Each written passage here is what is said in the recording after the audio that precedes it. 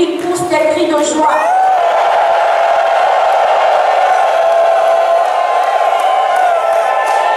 Mais c'est extraordinaire ce que le Seigneur est en train de faire au travers du renouveau charismatique du Congo. Les choses sont en train de bouger. Les bornes sont en train d'être déplacées. Les limitations sont repoussées. Les barricades sataniques sont renversées. Et la puissance de Dieu est en train d'être transférée à chacun d'entre nous. Alléluia. Je voudrais vous saluer dans le très précieux nom de notre Seigneur Jésus-Christ de Nazareth. Je voudrais encore une fois dire merci à tous ceux qui sont les organisateurs de ce grand moment que nous vivons. Merci à tous les orateurs qui sont passés. Merci à notre Père cardinal qui nous a nourris, qui nous a formés hier, qui a été béni comme moi hier avec le message de Monseigneur le cardinal. Je voudrais vraiment vous dire que ce matin, des choses serieuses vont se passer. Parce que la mer est dans la place. La mer de Jésus est dans la place. Et quand elle vient, les choses changent, les choses bougent. Je suis très heureuse de pouvoir partager avec vous cet enseignement. Mais avant, j'aimerais l'honorer d'une manière particulière. Un chanteur congolais qui défaut au micro. Je veux qu'on prenne ce cantique que j'ai beaucoup aimé quand j'étais à Bruxelles au Christ au Congo. Je sais pas, excusez-moi si je prononce pas les paroles. Le cantique dit d'un bruit sanguin, oh c'est la yamala, oh maman c'est guéla, bouyaya et limo, akulula, et c'est boya lipo, mama okabaya, ino.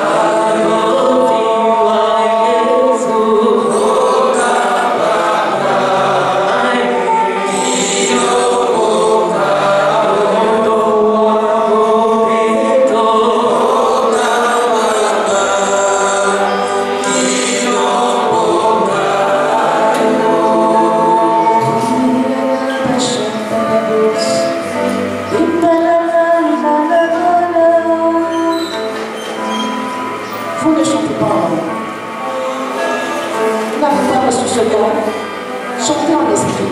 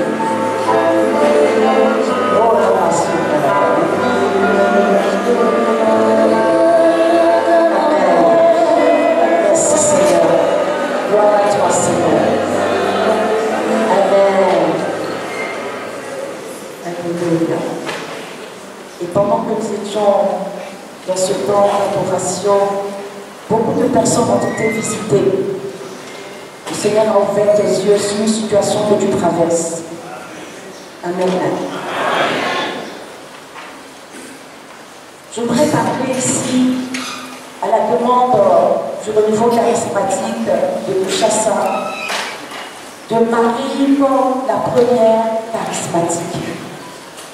La première personne qui a fait l'expérience du Saint-Esprit, la première créature du Nouveau Testament, a fait l'expérience de la puissance du Saint-Esprit.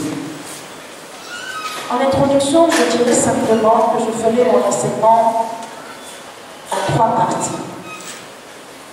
La première partie, je parlerai des fondements bibliques de la personne charismatique qu'est la Vierge Marie. Il y a des fondements bibliques de l'expérience charismatique de la Vierge Marie. Dans un deuxième temps, je parlerai des fondements théologiques de la personne de la Vierge Marie comme première charismatique. Et enfin, ma troisième partie, je parlerai de Marie comme le modèle des charismatiques. Que quelqu'un me donne un bon amen. Marie comme modèle des charismatiques. Amen. Amen. En 431, au concile d'Éphèse, les évêques de ce temps-là se sont réunis pour affirmer pour la première fois que Marie est également la mère de Dieu, puisque Jésus est le Fils de Dieu et Dieu lui-même. On l'a appelé en grec Théotokos. Donc Marie, c'est la mère de Dieu. Il a fallu, je dirais, plus de 4 siècles pour que l'Église s'asseye en synodalité, n'est-ce pas? En synodalité. Donc tous les évêques connus de cette période se sont retrouvés pour affirmer avec le Saint-Esprit que Marie est la Théotokos. Elle est la mère de Jésus, elle est la mère donc de l'Église. Je voudrais parler de 5 fondements de Marie, 5 fondements bibliques de Marie en tant que première charismatique, où on voit Marie faire l'expérience du Saint-Esprit, cette expérience que nous faisons aujourd'hui pour le renouveau charismatique, sachant que notre mère Marie nous a précédés dans cette expérience. Et voilà pourquoi je voudrais que les chrétiens catholiques charismatiques du Congo n'aient pas honte de la Vierge Marie, ne la banalisons pas, ne la mettons pas en dehors de cette expérience du renouveau, parce que la première a vécu le renouveau avant nous. Le premier fondement biblique, nous le trouvons en Luc, le chapitre 1, versets 26 à 38. Il s'agit de l'annonciation de l'incarnation, donc l'annonciation de la venue du Messie et l'incarnation du Messie. Luc, le chapitre 1, à partir du verset 26 à 38. Vous le lirez vous-même. Dans ce texte, qu'est-ce que nous voyons? Nous voyons une jeune fille qui vaquait à ses occupations, dans la vie de laquelle un ange a fait irruption. Cet ange-là s'appelle l'ange Gabriel, et à la salutation de l'ange, la Bible dit qu'il y a une expérience que cette jeune fille a faite. Rappelons que Marie, on a fêté ses parents, et avant-hier, c'est hier seulement. On a fêté Anne et Joachim. Je me souviens, j'ai fait une expérience, j'étais tellement bénie il y a quelques années. J'étais à la basilique Sainte-Anne-Dorée. Sainte-Anne-Dorée, c'est en France, c'est en Bretagne. Il y a une basilique spécialement pour les parents, les grands-parents de Jésus, Anne et Joachim. Je vais en parler tantôt. Et beaucoup viennent là, tous ceux qui sont en demande de fécondité, d'enfantement, prier les grands-parents de Jésus. Et la tradition, parce que j'ai visité ce lieu, j'ai eu tant de pèlerinage là-bas, la tradition, c'est vrai, c'est nulle part écrit dans le texte, mais la tradition de l'Église nous dit que Anne et Joachim étaient enfants.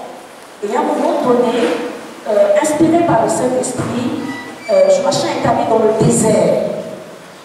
Et à son retour, quand il s'est unis à sa femme, Anne, ils ont conçu Marie. La tradition nous dit qu'il a eu une inspiration, une visitation du Saint-Esprit, et il a eu une compréhension du rôle de cette petite fille. Voilà pourquoi, dès qu'elle était petite, on l'a emmenée dans le temple pour l'éduquer, pour la former aux Écritures. Marie a été formée aux Écritures, alléluia. Elle connaissait la parole de Dieu. Elle ne savait pas tout du dessein de Dieu, mais elle intuitionnée que quelque chose allait se passer dans sa vie. Marie ne savait pas tout. Attention, elle ne savait pas tout. Donc le premier fondement biblique de Marie comme premier charismatique, elle a fait une expérience spirituelle, surnaturelle, de la visitation d'un ange. Et cet ange a lui a donné le dessein de Dieu pour l'humanité. Le salut, c'est la première qui a annoncé dans le Nouveau Testament, bien sûr, bien évidemment. C'est la première qui a reçu l'effectivité de la venue du Messie. On va le voir dans ce même chapitre, dans ce même livre de Luc, que d'autres personnes dans le temple étaient eux aussi en attente de la venue de ce Messie. Donc Marie est la première charismatique, dans le sens où elle a fait l'expérience de l'effusion du Saint-Esprit par l'annonciation et l'incarnation. Elle a fait l'expérience de l'effusion du Saint-Esprit, puisque l'ange va lui dire, l'Écriture nous dit qu'elle a demandé comment cela se fera-t-il. Et l'ange lui a répondu, l'ombre du Très-Haut te couvrira de son nom. Dans l'Ancien Testament, quand on parle de l'ombre du Très-Haut, on va parler de la puissance de Dieu manifestée par la présence du Saint-Esprit. Donc Marie, d'un point de vue biblique, s'est fondée bibliquement à aller dire à tous ceux qui ne voient pas le fondement biblique de bien relire leur Bible. Vous avez compris? Quand vous sortez ici, allez leur dire les fondements bibliques de Marie comme la première charismatique. Elle est plus grande que tous les pasteurs du monde. Elle est plus grande que tous les prédicateurs. Ils n'ont jamais fait cette expérience de recevoir l'ange de Dieu et d'avoir reçu la nouvelle de l'annonce du Messie. Aucun pasteur, aucun évangéliste, aucun bishop ni archbishop. Enfin, je ne parle pas des bishops, je ne parle pas de chez nous, entendons bien. Tous ceux qui se font appeler bishop, apôtres, ils n'ont jamais fait cette expérience de vision du Saint-Esprit. Donc je vous en supplie, charismatique Bobo, soyez à transept, que votre température ne chauffe pas. Soyez calme et serein. Parce que nous avons le fondement biblique de ce que Marie est la première au chemin. La première qui a fait l'expérience. Mais vous croyez quoi? Que Dieu va envoyer son Saint-Esprit sans que lui, sa propre mère, qu'il a mis au monde, qui a prêté son corps à Dieu, pour qu'il vienne, ne fasse pas l'expérience. Je vais venir au fondement théologique tantôt, mais je vais continuer. Le premier fondement, c'est l'incarnation, c'est l'annonciation et l'incarnation. Dieu est passé par une femme, il est venu au monde par une femme. C'est par une femme que l'humanité, la descendance de l'humanité est venue, et c'est par une femme aussi qu'une nouvelle descendance advient dans notre humanité, dans notre Église. Le deuxième fondement biblique, c'est la visitation. Vous lirez cela en Luc, le chapitre 1, versets 39 à 45. Dès que Marie eut entendu le message de l'ange, donc la visitation du Saint-Esprit, qu'a-t-elle fait? La Bible dit qu'elle s'est mise en route. Quand le Saint-Esprit vient dans ta vie, tu ne peux plus t'asseoir. Tu bouges. Tu te mets en mouvement. Et Marie nous montre comment se mettre en mouvement. La visitation, c'est, je dirais, la première mission de Marie. Dans une campagne d'évangélisation dans la famille de Zacharie et d'Élisabeth. La Bible dit que lorsque ces deux femmes se sont rencontrées, parce que Marie n'était pas au courant de ce qu'Élisabeth était enceinte, celle qu'on appelait la femme stérile. Mais elle a reçu une parole de l'ange qui l'a mis en mouvement. Et Marie est allée confirmer cette parole chez sa cousine Isabelle. Ces danses bibliques, on voit plusieurs dons spirituels qui sont manifestés. Marie, ici, a fait l'expérience des dons de puissance, c'est-à-dire le don de foi, l'audace de la foi. Alors qu'elle n'avait pas vu, elle a manifesté le charisme de foi. Si vous n'avez pas le charisme de foi, vous ne pouvez pas vous mettre en mouvement. Ce soir, je parlerai des dons spirituels, mais je voudrais faire un lien déjà. Elle a manifesté les dons de puissance. Dans les dons de puissance, on a 3 dons de puissance, que sont le charisme de foi, le charisme d'opérer des miracles et le charisme de guérison. Marie ici a manifesté le don de foi, non pas la foi en croyant en Dieu, mais la foi audacieuse qui te met en mouvement alors que tes yeux de chair n'ont pas vu. Amen. Un troisième lieu biblique de la primauté de Marie dans l'expérience charismatique, c'était aux noces de Cana. En Jean le chapitre 2, Jean le chapitre 2, versets 1 à 12. Dans cette séquence biblique, on voit Marie, Jean le chapitre 2, versets 1 à 12. Jean le chapitre 2, versets 1 à 12. On voit Jésus et ses disciples se rendre à un mariage. Jésus est invité à un mariage, les noces de Cana. Et là, au cours de ce mariage, on voit l'intervention de Marie. Marie qui dit, ils n'ont plus de vin.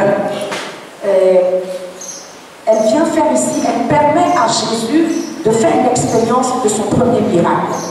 Marie est protagoniste du miracle. Si vous avez besoin de miracles dans vos vies, appelez Marie avec vous. Amen. Mais comment ne pas prier? Quelqu'un qui a conçu sans péché, quelqu'un qui a conçu sans l'expérience d'un homme. Déjà, ça te situe comment tu dois marcher avec Marie. Ce n'est pas n'importe qui. C'est la mère de Jésus. Amen. Donc, ici on voit Marie qui déjà anticipe sa qualité, son statut d'épouse du Saint-Esprit, qui représente ici déjà l'Église. Et dans cette communion, cette connivence, cette complicité avec le Saint-Esprit, elle a manifesté déjà qu'à ses côtés, Jésus déclenche les miracles. Amen. Jésus, l'époux, il vient à la rencontre de son épouse, qui est l'Église représentée par la Vierge Marie, est prêt à manifester du changement, à changer l'eau en vin dans nos vies. Amen. Le quatrième point du lieu biblique de la présence de Marie, de la primauté de Marie dans l'expérience charismatique, c'était à la mort de Jésus en croix, en Jean le chapitre 19e, les versets 25 à 34. Jean le chapitre 19e, versets 25 à 34. Ici, on voit quelque chose de formidable. Marie, tout au long du ministère de Jésus, était, je dirais, dans la discrétion. Je parlerai de cette discrétion tout à l'heure dans les implications. Et là, au moment de mourir, on voit Jésus manifestement déclarer, il donne son testament. Le testament qu'il donne le plus cher, l'héritage qu'il a le plus cher, c'est la Vierge Marie et le Saint-Esprit. Donc ici précisément, c'est la Vierge Marie et le Saint-Esprit. On le voit en Jean le chapitre 19e, versets 25 à 34. Ici, Marie fait l'expérience de la croix à ses côtés.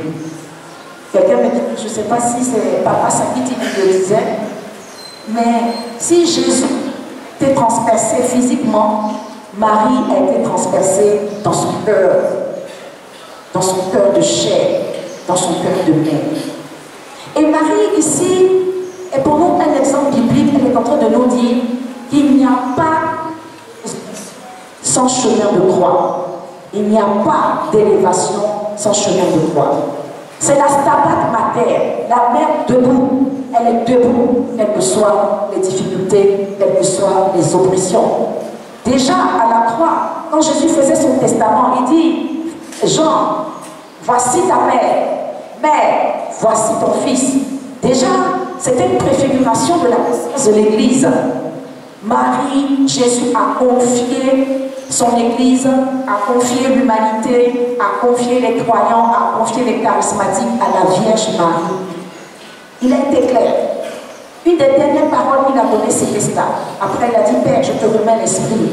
Et il a expié. Mais avant, il a pris soin de nous donner la personne la plus chère sur cette terre, et sa mère. Donc vous comprenez, quand on est disciple de Jésus, quand on marche à la suite du Saint-Esprit, on ne peut pas faire l'économie de la présence de Marie dans nos vies. Ce n'est pas négociable, ce n'est pas discutable. C'est biblique, c'est avéré. Voilà pourquoi nous, les chrétiens catholiques du Congo, nous devons être tranquilles au-dedans de nous-mêmes. Je prie que si les démons ont mis en toi une aversion de Marie, ils te libèrent maintenant au nom de Jésus. Parce que la parole de Dieu est la vérité. Mon Seigneur nous disait que nous, les catholiques charismatiques, on devrait prendre notre expérience non seulement sur le fondement biblique, mais aussi théologique. Il faut que vous n'ayez plus peur, ne discutez plus en disant oui, vous adorez une déesse.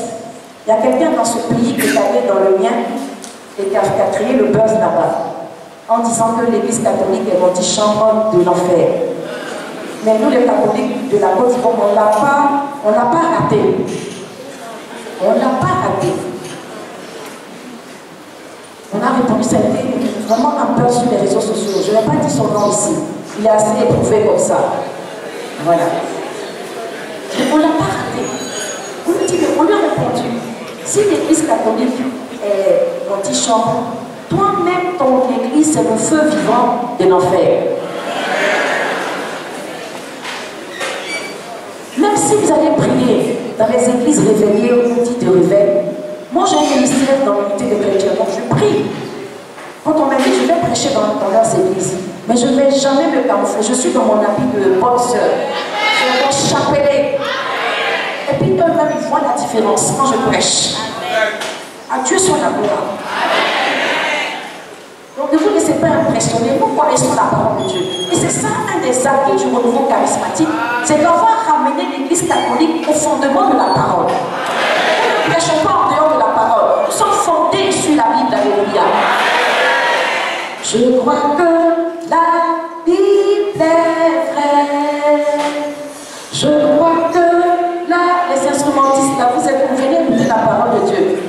Elle est la parole du Seigneur. Je la sers dans mon cœur. J'avais besoin du batteur. Je crois que la Bible est vraie. La Bible est vraie. Je crois que... Soulève ta Bible. Prends ta Bible. Elle est la parole du Seigneur. Je la sers dans mon cœur. Je crois que la Bible est vraie. Je crois que la Bible est vraie. Alléluia. Je crois que la Bible est vraie.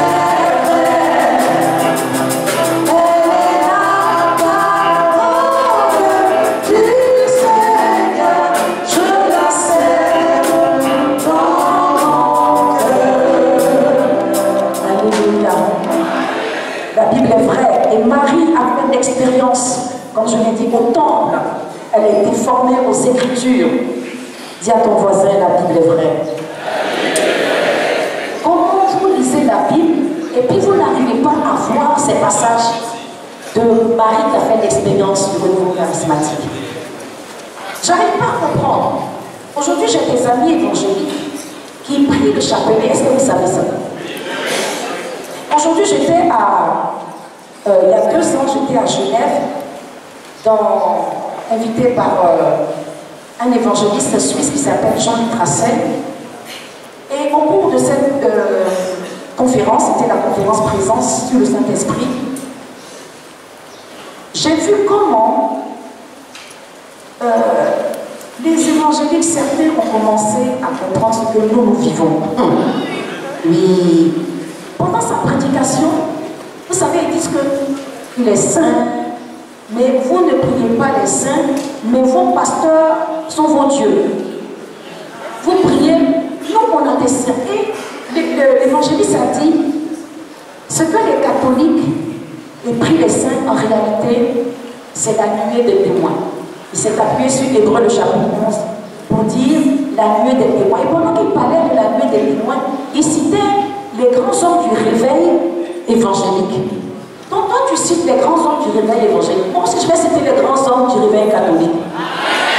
Je vais citer la bienheureuse Elena Guerra, je vais citer Padre Pio, je vais citer Saint-Charbel. Ce sont mes pères, c'est la nuée de témoins.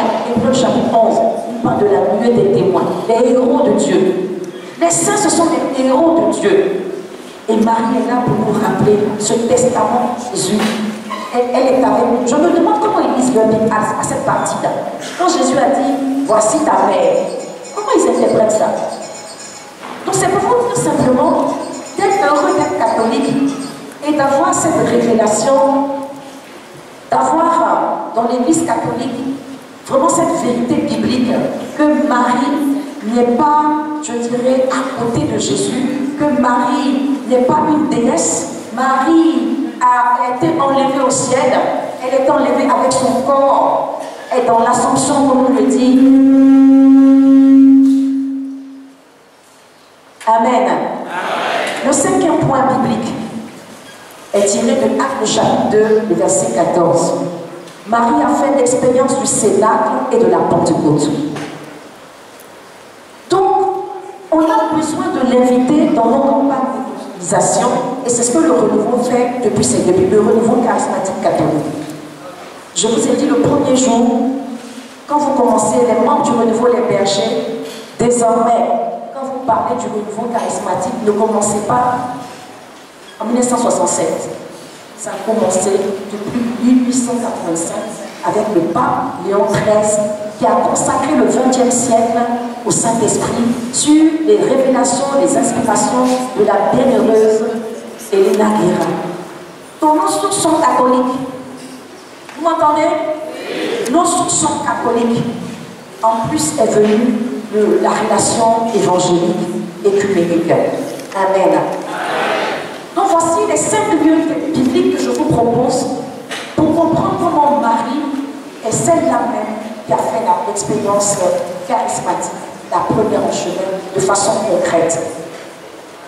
Elle a été à l'écoute de Dieu, elle a reçu le baptême du Saint-Esprit avant l'heure, elle a fait l'expérience de la visitation donc, du ministère, elle est allée en mission, elle a vérifié toutes les paroles que l'ange lui a données. Je voudrais maintenant parler des fondements théologiques de Marie, la première charismatique.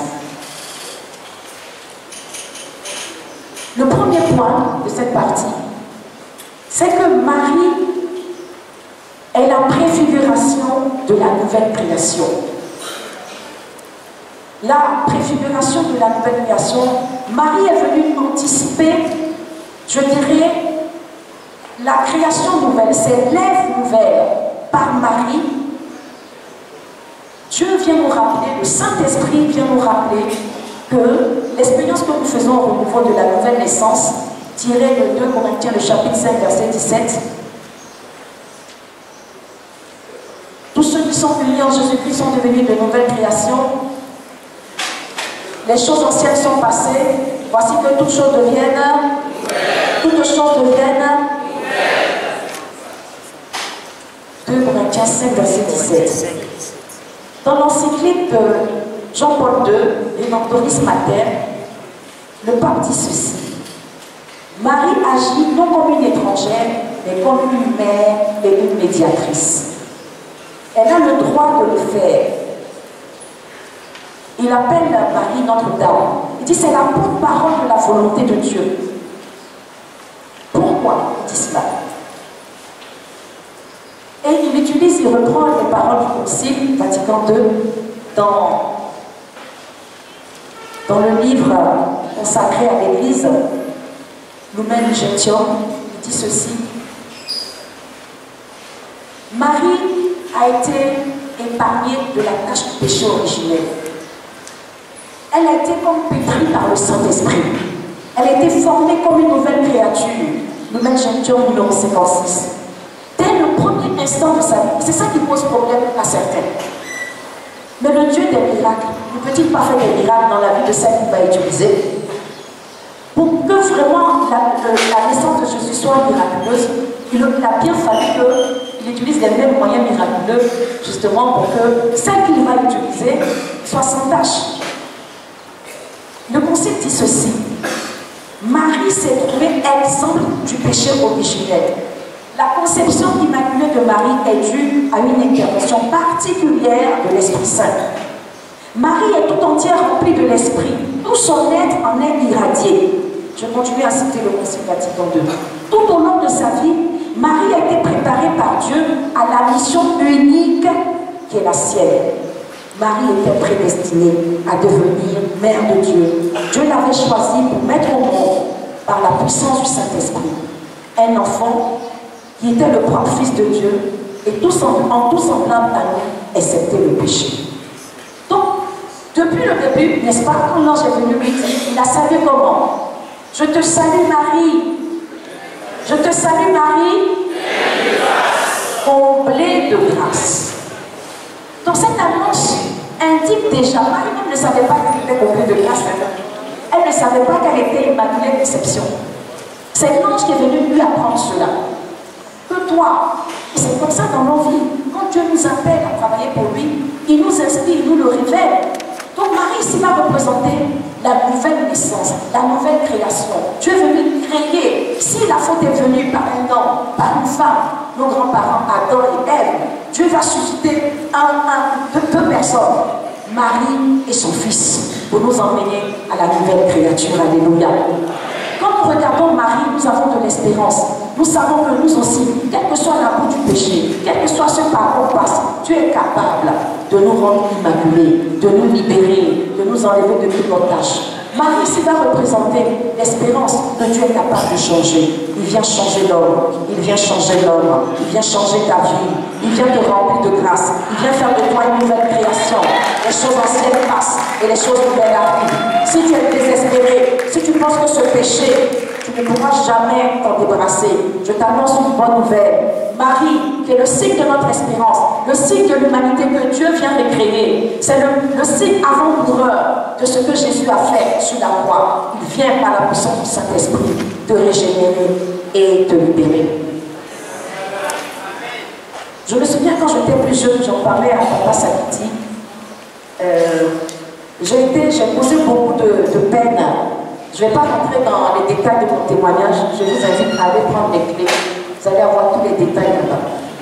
J'ai des enseignements sur Jésus et la guérison de ma vie.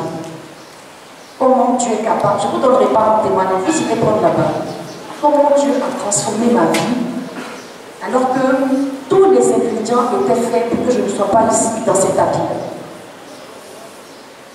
Et je me souviens que maman priait beaucoup. Elle était dans la légion de Marie.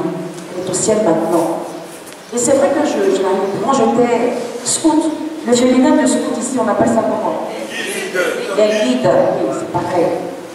J'étais très engagée dans ma paroisse, je le dis, mais je n'avais jamais rencontré Jésus-Christ de Nazareth. Et j'ai posé beaucoup de soucis à mes parents. J'ai eu une adolescence perturbée, c'est-à-dire là où on dit de ne pas sortir, moi je sortais. Vous connaissez le genre de fille très pimpante et très à l'amour, très féchante. J'aimais la vie.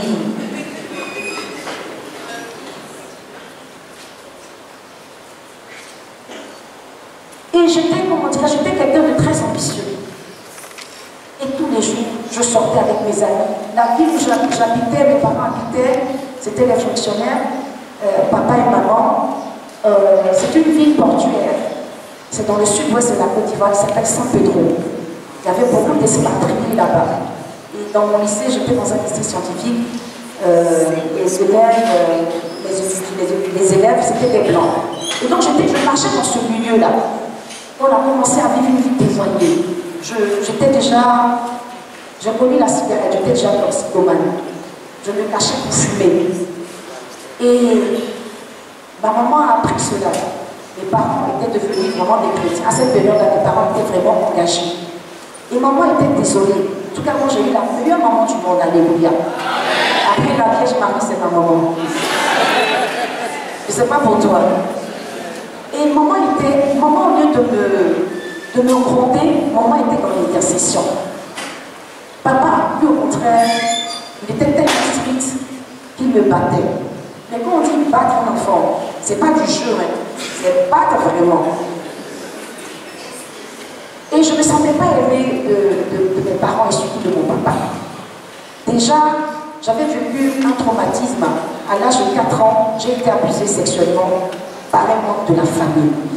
Donc déjà, j'avais une blessure par rapport même à cette famille. Et quand j'ai fait mes enquêtes, donnez-moi du temps, hein, s'il vous plaît. Je négocie en même temps. Ah, si vous voulez que les gens soient édifiés, j'ai fait combien de kilomètres pour venir ici? Aujourd'hui, là, Sœur Linda dit c'est nous qui gérons le dos. On a pris le pouvoir. Pour la bonne cause.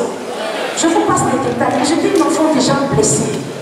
Quand j'ai fait l'enquête sur ma famille, mon auto-délivrance et ma guérison intérieure, j'ai vu que dans ma famille, il y avait comme récurrence l'abus sexuel.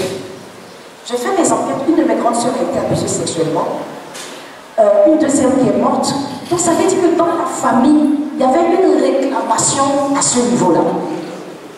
Et quand je me souviens que quand j'ai fait ma rencontre personnelle avec le Christ, l'Esprit de Dieu m'a montré comment la prière de ma mère m'a sécurisé pour que le plan de Dieu sur ma vie puisse s'accomplir au nom de Jésus-Christ de Nazareth. Qu'a fait ma mère? Elle m'a consacrée à la Vierge Marie. Elle était dans le groupe de l'Immaculée Conception. Et j'étais la plus âgée, j'étais en classe de 4e de chez vous, je crois que c'est 3e secondaire.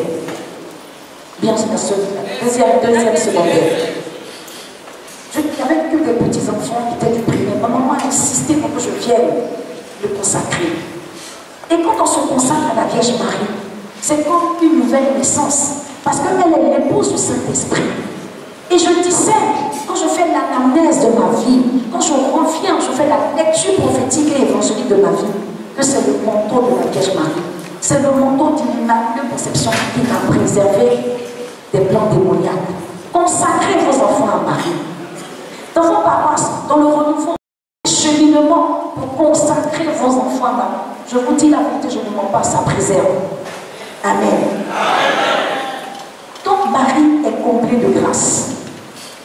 Elle est comblée de grâce, elle a été préservée du péché. Si vous voulez que vos enfants, vos familles soient préservées des aléas, des combats, mettez Marie chez vous. Mettez Marie chez vous. Mettez Marie chez vous. Alléluia. Toujours le Concile Vatican de Lumen Gentium dit ceci. Marie prononce la parole décisive. Voici la servante du Seigneur, que tout m'advienne selon ta parole. Le deuxième point de ce fondement théologique, Marie nous emmène à l'obéissance de Jésus. L'obéissance de Jésus, l'obéissance de sa parole, l'obéissance de notre église. Hier, notre Père cardinal a parlé d'une église synodale, mais la synodalité n'empêche pas la hiérarchie. Il y a les dons hiérarchiques, il y a les dons charismatiques. Donc, la synodalité ne veut pas dire confusion ou cafouillage.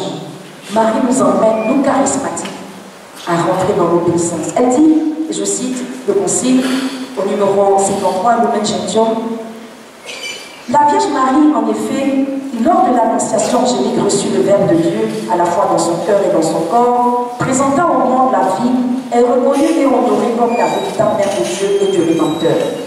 Unie à lui par un lien étroit et indissoluble, elle reçoit cette immense charge et dignité d'être la mère du Fils de Dieu et par conséquent la fille de prédilection du Père et le sanctuaire du Saint-Esprit. Amen. Donc Marie nous invite à rentrer dans l'obéissance. Elle aurait pu discuter avec l'ange en disant, mais t'es sûr de ce que tu es en train de dire? Elle a dit, je suis la servante du Seigneur, qu'il me soit fait selon ta parole. Un troisième moment théologique du fondement de la primauté de Marie dans l'expérience charismatique, c'est la Pentecôte. Après l'Annonciation, Marie va faire l'expérience, les disciples ont fait l'expérience de la Pentecôte. Tandis que Jésus vivait, les disciples ne pouvaient pas faire l'expérience du Saint-Esprit. Car l'Esprit n'avait pas encore été donné, nous dit Jean le chapitre 7, verset 39. Mais il était en Marie. Vous voyez ce qu'on appelle des activateurs du Saint-Esprit. Ou des catalyseurs. Donc Marie, à la Pentecôte, était présente. Mais elle avait déjà fait l'expérience. Marie, elle a le charisme de présence. Alléluia. Vous savez, il y a des gens, quand ils entrent, quand vous marchez à leur côté, ils sont remplis du Saint-Esprit. Les choses changent pour vous. Donc Marie n'était pas en dehors du Saint-Esprit. C'est pourquoi elle est restée dans le Sénat. Sinon, elle avait déjà fait l'expérience du Saint-Esprit. Quand vous vous frottez à quelqu'un qui a l'onction, ça coule sur vous aussi. Donc Marie était au Sénat. Elle était là activatrice, puisque le Saint-Esprit était rempli en elle. Elle était là comme une attraction qui attirait, qui localisait. La présence de Marie, le Saint-Esprit a localisé la présence. Il dit, celle-là, je la reconnais. Elle est déjà remplie de moi. Donc ça attire. La présence de Marie attire le Saint-Esprit. Tu veux que le Saint-Esprit soit attiré par toi. Tu veux que le Saint-Esprit vienne en toi. Mais prends Marie parce qu'il va te localiser. Si Marie est dans ta vie, le Saint-Esprit te localise. Rapidement.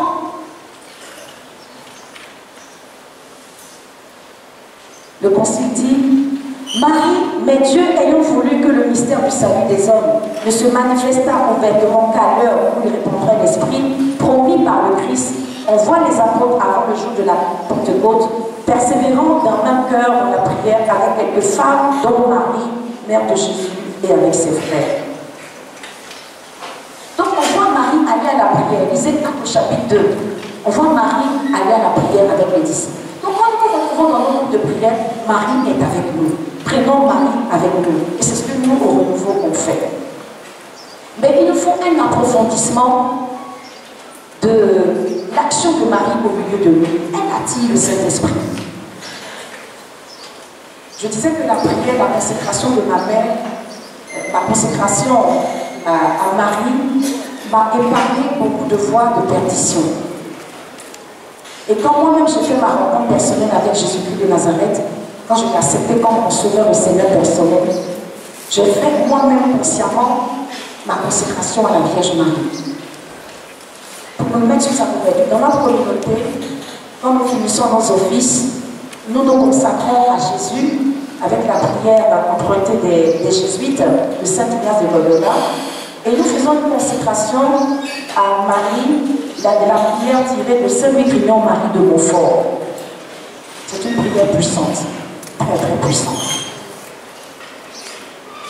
Donc à la Pentecôte, l'Esprit vient à elle avec une nouvelle mission, celle d'être la mère de l'Église. Tout ce qu'elle reçoit en surabondance, Marie, je dirais, le distribue à ses enfants. Si la Pentecôte est le jour de la naissance de l'Église, Marie devient donc le modèle de tous ceux qui vont faire connaître Jésus au monde. Je voudrais venir à la troisième partie. Marie, modèle des charismatiques. En 3 points. Comment est-ce que Marie est notre modèle? Si tu veux recevoir le Saint-Esprit, tu veux vivre cette effusion que nous allons vivre dans l'après-midi, tu as besoin de prendre Marie comme ton modèle. Marie comme modèle de la vie charismatique. Le premier point. Marie est le chef-d'œuvre de la vie charismatique à cause de son humilité, grâce à son humilité. L'humilité est le moyen par lequel Marie a attiré le Saint-Esprit. Dans le Magnificat, qu'est-ce qu'elle a dit? Je suis la servante du Seigneur. Non, le Magnificat.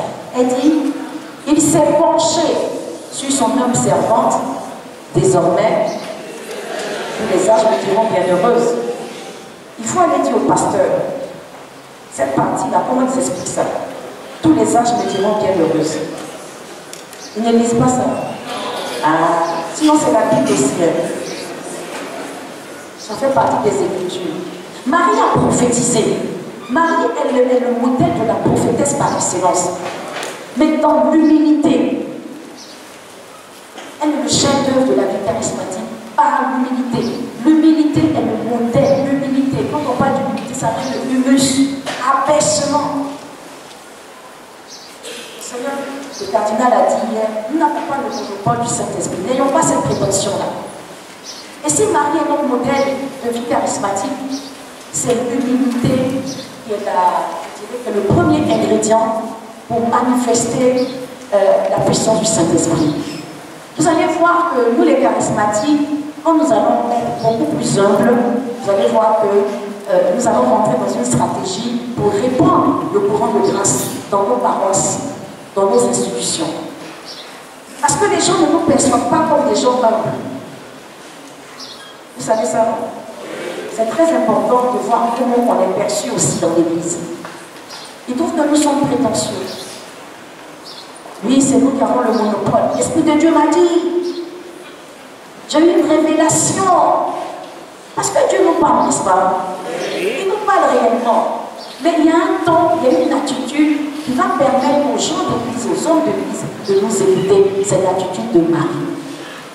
Je vais donner un exemple issu de notre histoire communautaire. À Dieu soit la gloire. Notre communauté est issue du courant charismatique. Notre fondateur, c'est un laïc, marié, père de 4 enfants. Je ne sais pas qui a déjà entendu parler de lui ici. Il s'appelle le docteur Jean-Emmanuel Clément Akobé. Ceux qui nous suivent, voilà, Sylvia qui vient de Belgique le connaît parce qu'il est allé plusieurs fois en Belgique prêcher. Quand nous commençons notre communauté, c'est un laïc comme vous qui a été touché par la grâce, il s'est converti. Son témoignage a entraîné la conversion de plusieurs jeunes dans le quartier chic de Bogoti d'Abidjan. Le renouveau charismatique l'a pris sous son aile parce que déjà il a commencé à manifester des dons. Il a accepté que le renouveau l'accompagne. De sorte qu'aujourd'hui, quand nous fêtons nos anniversaires, le renouveau charismatique vient toujours à nos anniversaires parce qu'ils ont été les témoins. L'humilité et l'abaissement. Ensuite, le renouveau charismatique a dit, la coordination du renouveau, on l'a convoqué. On lui a dit, mais toi, d'où vient cet homme? Il a expliqué son témoignage. Il est parti à une prière. Il y avait l'invocation du Saint-Esprit. Et il a été totalement visité. Il a commencé à pleurer. Alors que c'était un grand danseur. Il était dans le monde. Il était connu. Il est passé à la télévision ivoirienne quand il était jeune. Il dansait ce qu'on appelle le coco disco. Un grand danseur. Grand chercheur de femmes. Grand businesseur. Il s'apprêtait à aller en France quand le Saint-Esprit l'a touché. Voilà un pauvre laïc. Qu'est-ce que le bon peut sortir dans un laïc? Qu'est-ce qu'on disait sur la croix? Qu'est-ce que le bon peut sortir de Nazareth? Un pauvre laïc, il n'avait pas fait des études théologiques ni philosophiques, que Dieu prend. Mais si tu ne marches pas dans l'unité de Marie, tu n'iras pas loin dans cette église. Vous connaissez l'église catholique? On ne joue pas avec l'église catholique. Si tu veux obtenir des choses bizarres, on va te recadrer. C'est la mère, la madre. Et le renouveau a dit, nous, ça nous dépasse. On va l'envoyer à l'évêque. Donc, l'évêque a désigné un prêtre, le père Raymond Coutouan, qui l'a accompagné. Ensuite, ils ont dit, bon, ça nous dépasse, l'envoyer chez l'évêque, Monseigneur Paul d'Apory, qui a encadré la communauté. C'est devenu une fraternité. Ils allaient en évangélisation partout dans la Côte d'Ivoire, des miracles, des conversions, des gens d'université. Dans ma communauté, il y a des profs d'université, titulaires, professeurs, recteurs. Tous ces gens sont venus à Jésus à cause de l'unité de cet homme, de son abaissement. L'Église aussi a commencé à nous accompagner. Nous autres, moi je suis rentrée dans la communauté en 94. Je fais partie de la première mouture des religieux de la communauté. Quand on rentrait, on disait, mais vous ne pouvez pas être religieuse. Parce qu'un laïc ne peut pas fonder une congrégation. Un laïc ne peut pas accompagner des prêtres. C'était difficile. Il y a un moment donné, l'autorité a dit, on va vous séparer. On va distinguer, on va mettre les jeunes sœurs là-bas, on va mettre les autres qui veulent être prêtres. Mais on ne peut pas avoir dans une même communauté des laïcs, il faut une distinction. Et le Concile Vatican II a dit quoi? Allez réunir nous mettre gentilhomme au numéro 12. Et le frère a persévéré. Dieu, et quand c'est comme ça, Dieu vous emmène aussi des pères protecteurs. Dieu nous emmène un père protecteur. Moi, je me souviens à la cathédrale d'Abidjan et dans les autres cathédrales, quand nous allions nous asseoir là où il y a les sœurs, on nous chassait.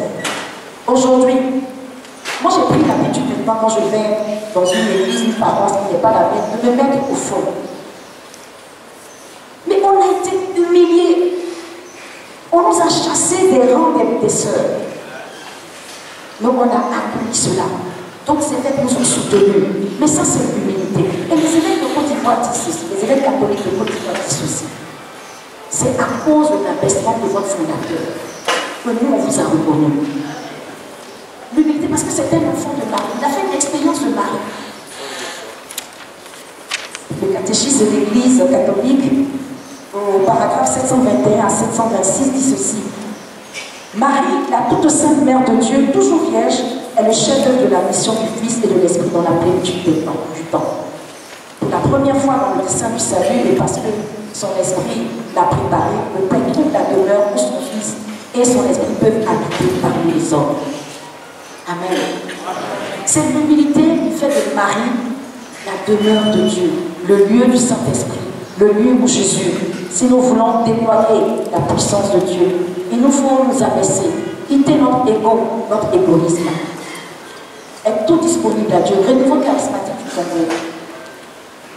Humilions-nous devant le Seigneur et sortons de l'orgueil, de l'arrogance, des prétentions inutiles. L'Église est prête à nous accueillir. Je termine notre histoire communautaire. Après des péripéties de rejet, d'humiliation, par notre persévérance, à un moment donné, on nous a demandé, nous les sœurs, les premières sœurs, d'enlever notre habit. Donc on n'avait pas cet habit, on avait notre habit. On a persévéré. Dans le diocèse d'Abidjan, d'autres évêques nous ont accueillis. On est allé dans le diocèse de Yopougon, de Yamoussoukro. Et par la diplomatie ecclésiale. Alléluia. Et la diplomatie ecclésiale. On avait notre communauté, il y a plein de communautés nouvelles et de communautés. Le papa Sakiti le sait. Caris même, ils ont quand même réussi à créer un bureau de Caris. On a près de Abidjan seulement, pas à l'intérieur du pays, plus de 250. C'est une grâce. Mais il faut beaucoup d'humilité pour accepter d'être accompagné. On est né à peu près à la même époque qu'une autre fraternité. Mais eux n'ont pas voulu écouter l'évêque. Ils n'ont pas voulu écouter les expressions de l'Église. Ils ont été cassés. L'Église, elle veut entendre son propre langage. On ne va pas inventer un nouveau langage. Donc cet amour, comme le disait Monseigneur, le cardinal, cet amour doit avoir l'humilité de notre expérience et de notre compréhension à l'Église. C'est pour cela qu'il faut étudier. Allez vous former dans les instituts théologiques, berger du renouveau. Dans ma groupe, vous savez se former. Notre fondateur, aujourd'hui docteur en théologie dogmatique, il a étudié, il a son doctorat, c'est sur la sorcellerie et le salut en Jésus. C'est le premier à faire une thèse ici en Afrique sur la sorcellerie, le phénomène de la sorcellerie et le salut en Jésus-Christ. Sa thèse de doctorat est en train d'être publiée. Vous comprenez? Mais s'il n'y avait pas eu cet investissement, si nous autres on n'avait pas persévéré, moi je connais des conscients qui ont quitté parce qu'elles ne supportaient pas que l'Église nous dise enlevez vos habits, on ne veut pas vous voir persévérer, allez vous former. On a fait une expérience, mais on allait se former. Nous les sœurs, on est allés se former à la congrégation des sœurs apostoliques de Saint-Jean en France. Alors on a déjà fait nos vœux privés, mais on a accepté cela, l'abaissement. Si vous n'acceptez pas les instructions de l'Église, vous ne pouvez pas être une chance pour l'Église du Congo. Ne soyez pas des gens indépendants dans vos groupes de prière. Acceptez les instructions, ça fait mal. Mais celui qui obéit ne se trompe pas. Je n'entends rien. Je vais conclure. Le deuxième élément du modèle de Marie, c'est l'amour. Marie est modèle pour nous les charismatiques parce qu'elle exprime l'amour. Marie est modèle d'amour pour les charismatiques. Toujours le concile. C'est par l'Esprit Saint que la Vierge conçoit et enfante le Fils de Dieu. Sa virginité devient fécondité unique par la puissance de l'Esprit et de la foi. Le rôle de Marie ne s'arrête pas à fournir un bon exemple. Sa fécondité s'étend d'âge en âge. Elle enfante le Christ, mais aussi les chrétiens. Elle est le puissant arbre de la théophanie définitive, complet de l'Esprit Saint. Elle montre le Verbe dans l'humilité de sa chair et aux pauvres. Ça veut dire quoi, Marie? Marie, modèle d'amour pour nous les charismatiques, parce que Marie nous apprend à aimer Jésus et à le faire aimer. On est témoin de l'amour de Dieu. Regardez comment on est bergers dans les groupes de prière. Moi, j'ai été dans le renouveau avant d'être dans une communauté nouvelle. Donc, je suis bien placée pour le dire, pour parler. L'amour, regardez comment vous avez organisé. C'est l'amour qui vous pousse à organiser ces temps d'édification, de fortification. Si l'amour du salut des âmes n'était pas dans les cœurs des bergers, des intercesseurs, des cellules des femmes, mais il y a plein de personnes qui n'auraient pas rencontré Jésus dans cette nation. C'est C'est le feu de l'amour. La Bible dit en Romains chapitre 5, verset 5, l'amour de Dieu a été répandu dans nos cœurs par le Saint-Esprit. Et Marie est ce modèle de l'amour. L'amour, c'est de faire d'aimer Jésus et de le faire aimer. C'est d'établir la communion. Nous sommes des modèles de communion. Dans la synodalité dont parlait notre Père évêque, c'était des modèles d'amour. Pour les autres groupes de prière, dans nos familles, toi qui on dit que tu es charismatique là, comment est-ce que tu manifestes l'amour? Je me souviens quand j'ai rencontré le Seigneur Jésus, je suis retournée chez moi à la maison. Le feu de l'amour de Dieu était dans moi. Je vois papa, maman, je me dis, Jésus vous aime. Ils ont pensé que quelque chose n'allait pas chez moi. Jésus vous aime. Donnez votre vie à Jésus. Papa était responsable de conseil parental. Maman était maman catéchiste. Quand tu viens raconter moi, Jésus vous aime. Mais ils ont vu qu'il y avait quelque chose qui avait changé en moi. Ma vie avait été renouvelée, une vision nouvelle. Et nous étions à l'époque des étudiants, mes frères et moi, et les parents avaient pris une villa où tous on habitait là. Quand je suis sortie de cette conversion, j'ai commencé à parler de Jésus. Mes grandes soeurs étaient même déjà au renouveau, mais elles n'avaient pas fait l'expérience de Jésus. Le renouveau peut devenir une mode.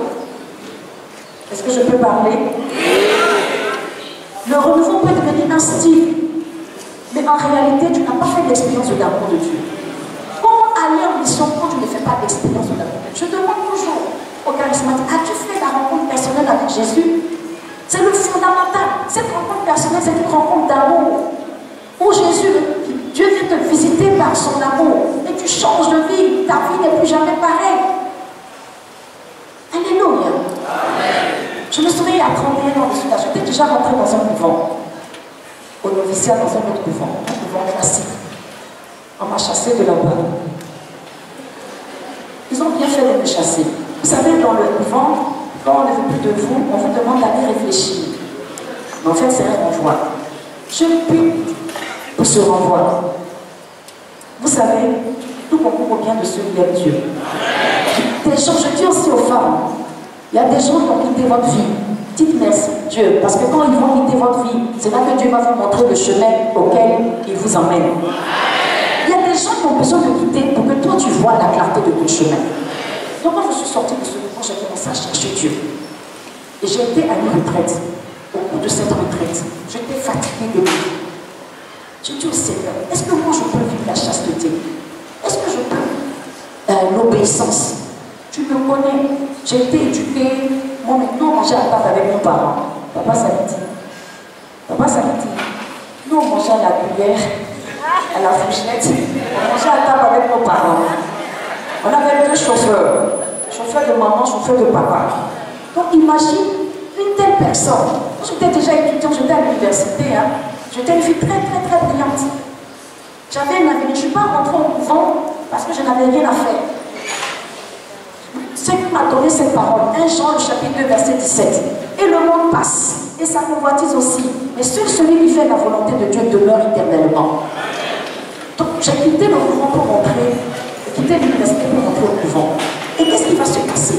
Dans le couvent où j'étais, sans les critiquer, nous sommes très amis aujourd'hui. Je sentais que quelque chose n'allait pas chez moi. Et quand je suis allée à cette retraite, j'ai dit à Jésus, Seigneur, délivre-moi. Libère-moi, fais quelque chose pour moi. Et alors que nous étions devant le Saint-Sacrement, c'est pour ça que moi je suis une grande adoratrice devant le Saint-Sacrement.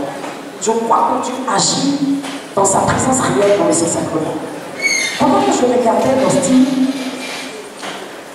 j'ai un phénomène qui s'est passé. En tant qu'intellectuelle cartésienne, je n'arrive pas à comprendre ce phénomène.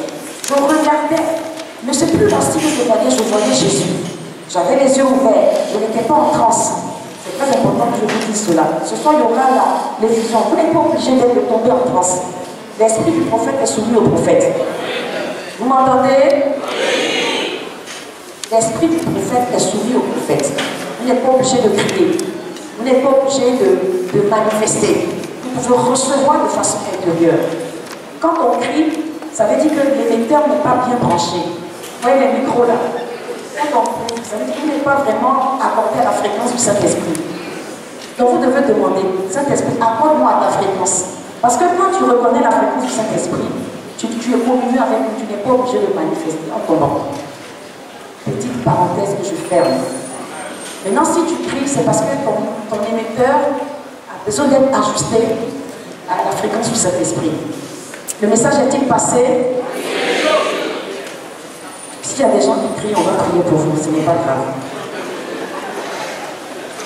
Donc je ne criais pas.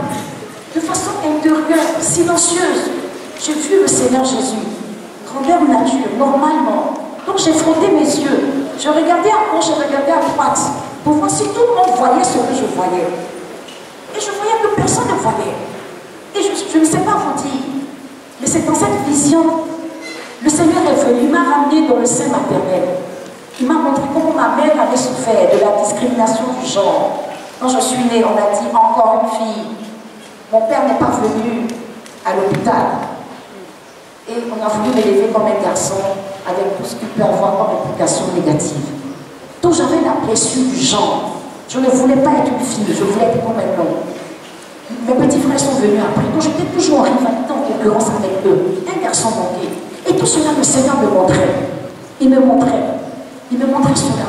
Il m'a emmené dans les profondeurs de ma vie, une vie de péché, une vie de débauche. Comment j'avais vécu, je vous ai dit, j'étais addict à la cigarette. J'étais une fille des boîtes de nuit. Quand j'étais étudiante, j'allais dans des boîtes de nuit. Je ne portais pas les longs habits que vous voyez maintenant.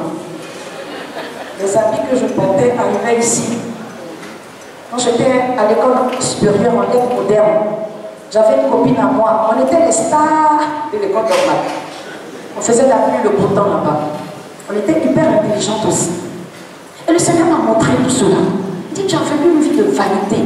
Mais au fond, il dit, au fond de toi, tu as fait... Parce que depuis toute petite, je voulais être bonne sœur. Je me dis, je n'ai pas les capacités. Est-ce que moi, je peux obéir? Est-ce que je peux même vivre ma chasteté? Est-ce que je peux même vivre la pauvreté?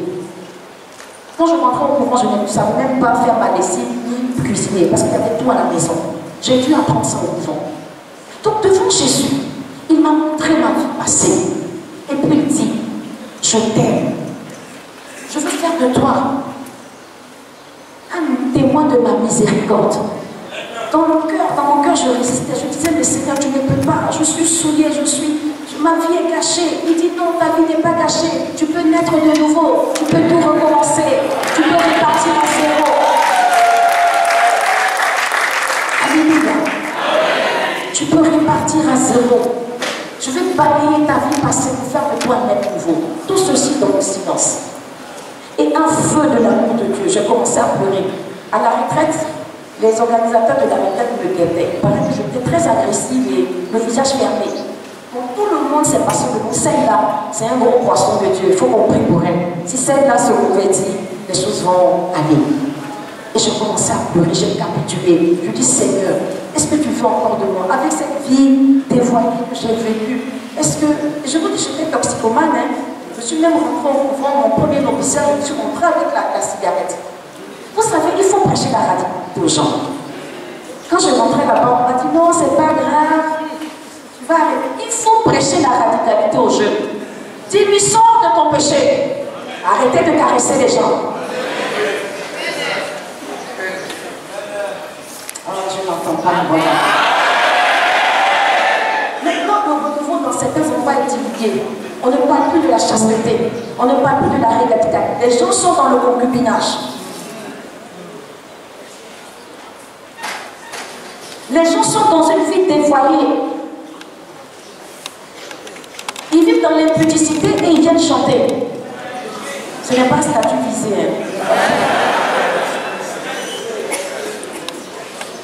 Mais comment ça peut porter? On est des témoins de l'amour de Dieu, on n'est pas des témoins du péché. Alléluia. En tout cas, moi, le Jésus que j'ai rencontré là, il a changé radicalement ma vie. Quand je suis sortie de là, je vous ai dit, c'était en silence. J'ai pleuré. Quand j'ai pleuré, j'ai reçu une effusion de l'amour de Dieu. Ma vie n'a plus jamais été pareille. Je vous épargne, je fais l'économie des détails de ce que Jésus m'a dit. Ça me concerne à moi. Mais ce qu'il m'a dit de vous dire, c'est qu'il est capable de tout bouleverser.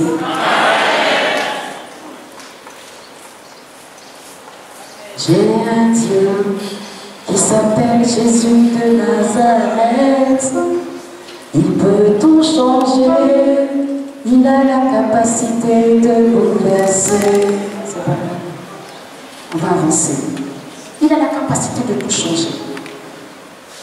Et ma conversion a fait un buzz. Quand je suis revenue de là, je suis retournée à la maison en parlant de la miséricorde. Je suis allée voir mon curé de paroisse. Le feu. Je suis allée le voir, je dis mon père Kénan, un prêtre béninois, eudiste. J'ai été le voir en disant, parce que j'avais le feu de l'embrasement, que les jeunes reviennent à Jésus. Je dis, il faut que les jeunes sortent du péché, qu'ils donnent leur vie à Jésus. Mon père, donnez-moi un espace que je parle aux jeunes. Le père m'a donné un espace. J'ai fait tout le tour.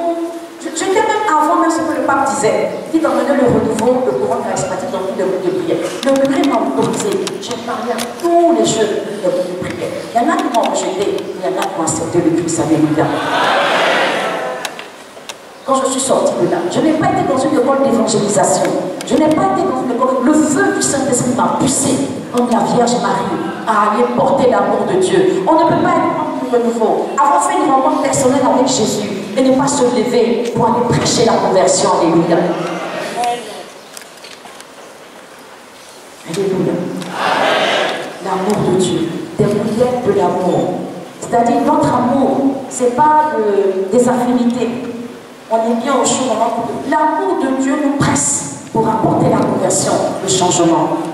Alléluia. Le troisième point. Marie comme modèle de silence. Marie est pour nous un modèle de silence. L'Écriture dit en Luc, chapitre 2, verset 51.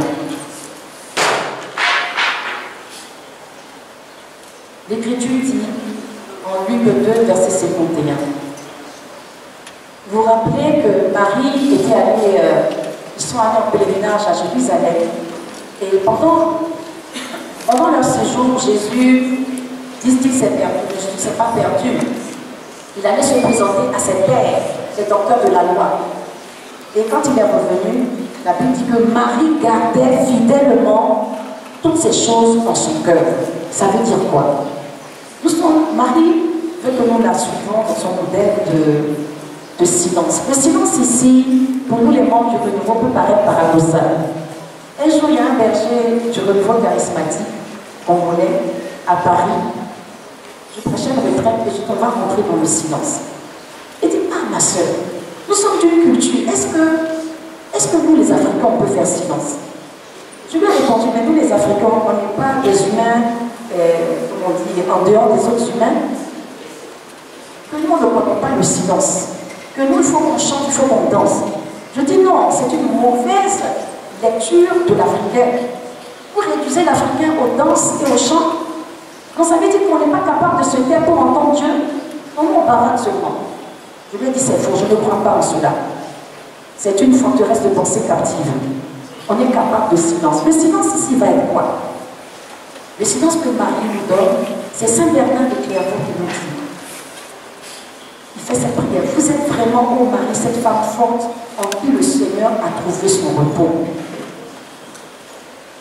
Le silence ici, c'est le silence du cœur. C'est le silence profond de méditation des œuvres de Dieu. C'est le silence qui s'installe dans la confiance, assurance que Dieu est dans ma vie, quelles que soient les tempêtes. Nous, les membres du renouveau, certains, souvent on est fort pour exhorter les autres, mais quand ça nous arrive à nous, on oublie d'être comme la Vierge Marie, méditant dans le silence. Un silence, non pas un silence de murmure, non pas un silence de contestation ou de révolte, mais un silence priant, accueillant la volonté de Dieu sur nous. Ce n'est pas du fatalisme. Apprenons à être silencieux. Apprenons à garder le silence. C'est la Lamentation qui le dit, non? C'est dans le silence que j'attends le secours de Dieu. Attends le secours de Dieu dans le silence. Comme Marie, vous n'avez jamais vu durant le chemin de croix Marie se plaindre. Est-ce que vous avez vu ça quelque part? Même Marie a fait l'expérience de toute la passion de Jésus. C'est elle qui a inspiré le film La Passion du Christ de Mel Gibson. Vous le savez? Le film La Passion du Christ. Vous Vous avez vu ça? Ce film qui a, pendant la Covid, je connais des personnes qui ont vu ce film, un musulman qui a regardé ce film-là et il s'est converti. La Passion du Christ de Mel Gibson. Mais c'est tiré des inspirations de Maria Van Porta, qui est plus ou moins reçue dans l'église. Mais sur ce que Jésus a vécu, dans le silence, Marie a vécu ça. Marie n'est pas allée traîner dans les rues de Jérusalem pour se plaindre de son curé, ni du vicaire. Nous, renouveau charismatique, apprenons à endurer les choses dans le silence, un silence confiant. Pour que nous soyons des hommes et des femmes qui accueillons les autres. Vous savez, on fait, mon ministère est un ministère aussi d'accompagnement spirituel. Comment est-ce que vous pouvez éviter, avoir une écoute active de vos brebis, des frères et sœurs qui viennent, si vous-même ne faites pas silence dans votre cœur? C'est-à-dire apprendre à adorer Dieu le soir, des combats que nous menons. Nous que vous voyez, nous aussi nous avons des combats. Mais on a appris le silence, un silence qui s'attend à Dieu, un silence qui sait que Dieu va agir, un silence qui voit la Vierge Marie nous accompagner. Je termine et je veux qu'on prie. Bernard de Clairvaux dit ceci dans cette prière. Vous avez mérité sur le calvaire d'être l'accueil sanitaire de tout le genre humain. Faites que nous en éprouvions les heureux effets, afin que laver dans ces eaux pures, nous puissions être introduits un jour dans le royaume éternel, où rien de souillé ne peut entrer. Amen. Voici ces trois principes, ces trois clés en tant que charismatiques. Ils feront de nous des modèles, à l'instar de Marie, le silence, l'humilité et l'amour. C'est ainsi que Marie nous accompagne, nous allons à Jésus dans les pas de Marie. Les charismatiques, nous sommes invités à aller à Jésus dans les pas de Marie. C'est vraiment l'aqueduc, c'est vraiment le véhicule qui nous permettra de prendre toute notre place dans l'Église catholique, au sein de notre humanité, mais aussi au sein de notre pays, le Congo. Si nous mettons Marie au devant, nous sommes sûrs que cette mère bien-aimée, cette mère compatissante, cette mère proche de ses enfants, connaissant les besoins de ses enfants, Marie, avec Marie, nous allons faire des exploits, ainsi qu'avec le Saint-Esprit. Amen.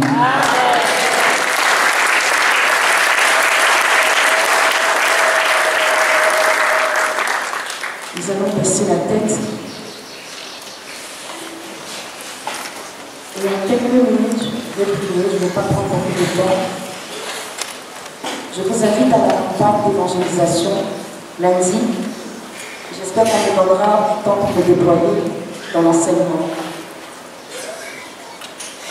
Je voudrais vous inviter à baisser la tête et à rentrer dans un temps de silence. Nous allons prier en trois directions.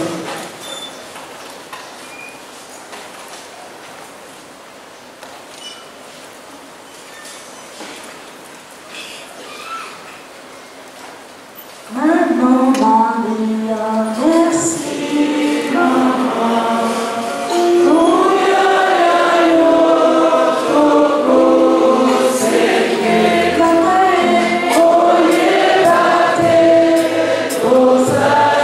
Bata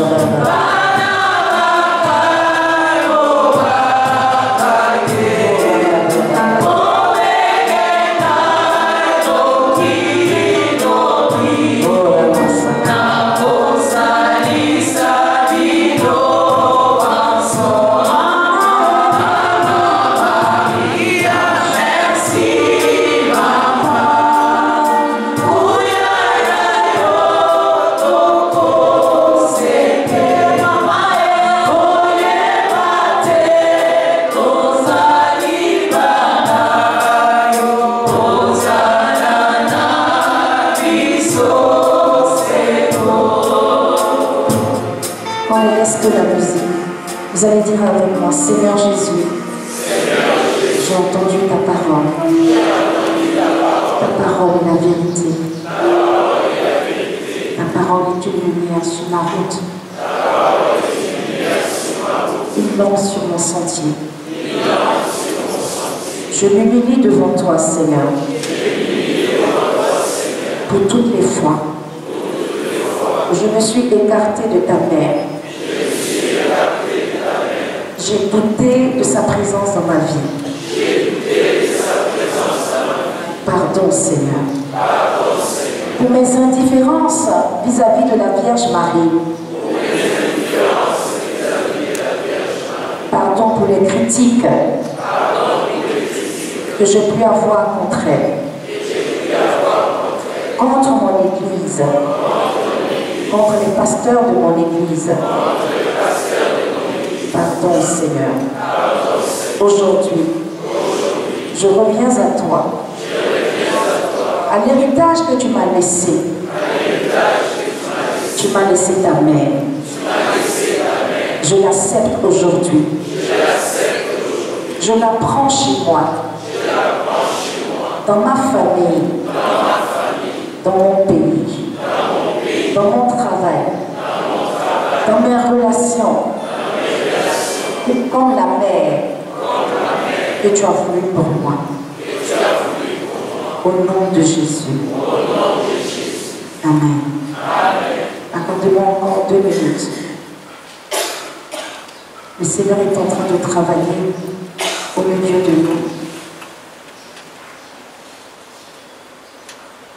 Il est en train d'agir dans sa puissance.